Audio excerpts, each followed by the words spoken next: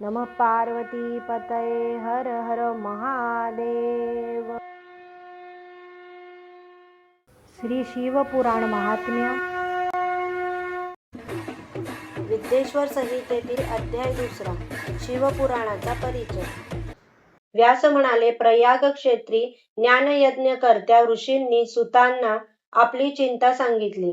त्यांच्या अंतःकरणातील लोकोद्वाराची तळमळ जाणून महामुनी सुतांना मोठे समाधान वाटले.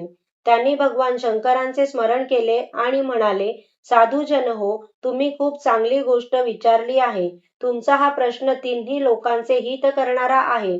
तुमच्या प्रेमळ आग्रहाखातर मी गुरुदेव व्यासांचे स्मरण करून याविषयी काही बोलणार आहे. तुम्ही मला लोकोद्वारासाठी उपाय विचारलात, म्हणून मी तुमच्या सम्मुख शिवपुराणाचे निरूपण करण्याचे ठरवले आहे. ही कथा वेदांतांचे सारसर्वस्व आहे. श्रोता आणि वक्त्यांच्या पापराशींना दग्ध करून त्यांचा उद्धार करणारी आहे. हे पावन शिवचरित्र कलिमलाचा नाश करून परमार्थ साधून देणारे, मूढजनांचे इहपर कल्याण करणारे आहे.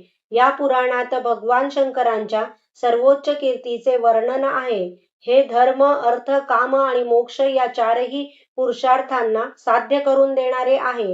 हे आपल्या पुण्यप्रभावाने स्वतःच वृद्धिंगत होत आहे. या सर्वोत्तम पुराणाचे अध्ययन केल्याने कलियुगातील पापासक्त जीवांना श्रेष्ठतम गती प्राप्त होते.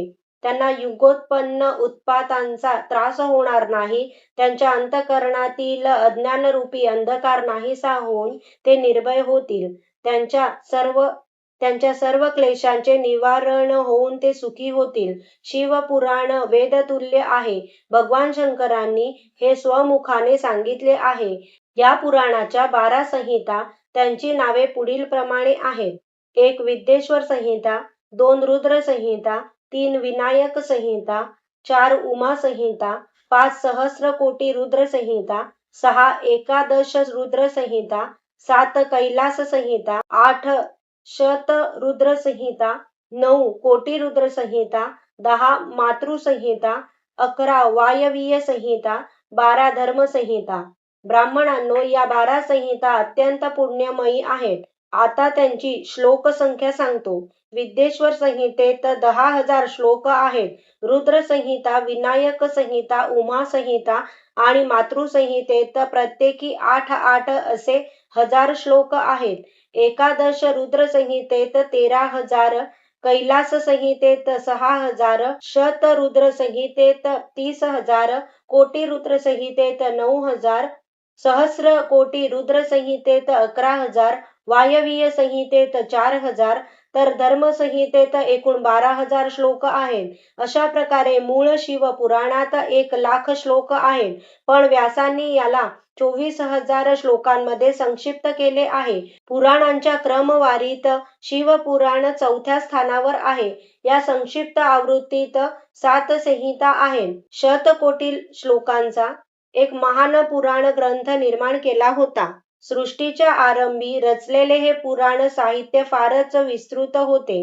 कालांतराने द्वापार युगात कृष्णद्वैपायन आदी महापुरुषांनी त्या पुराणाचे 18 भागात विभाजन केले.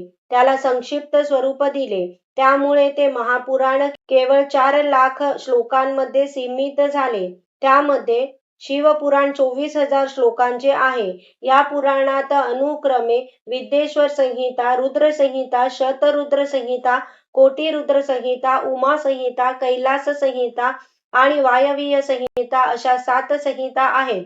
हे निर्मळ शिवपुराण भगवान शंकरांनी प्रतिपादन केलेले असून यात संक्षिप्त स्वरूप संकलित करण्याचे संपूर्ण श्रेय शैव शिरोमणी भगवान व्यासांना जाते. हे पुराण सर्व जीवांचे कल्याण करणारे, त्रिविध तापांचे शमन करणारे, मनुष्यांच्या पापांचा नाश करून त्यांना उत्कृष्ट गती प्रदान करणारे आणि सत्पुरुषांवर उपकार करणारे आहे. या अतुलनीय पुराणात वेदांचे अद्वैत ज्ञान आणि निष्काम धर्माचे यथार्थ प्रतिपादन केलेले आहे. हे पुराण श्रेष्ठ मंत्र समूहांचे संकलन आहे. जीवाला शिवस्वरूप करणारे परमोच्च साधन आहे. समस्त पुराणांमध्ये श्रेष्ठ आहे. यात परमात्म्याच्या स्वरूपाचे, त्यांच्या अगाध लीला कर्तृत्वांचे वर्णन आहे. द्वेष मत्सररहित विद्वानांसाठी ही अनुभवण्याची वस्तू आहे. जो मनुष्य या अमृतमय पुराणाला आदराने श्रवण पठण करतो तो शिवकृपेला पात्र होऊन परमगती प्राप्त करतो. अशा प्रकारे विद्येश्वर संहितेतील 2रा अध्याय समाप्त. ओम नमः शिवाय.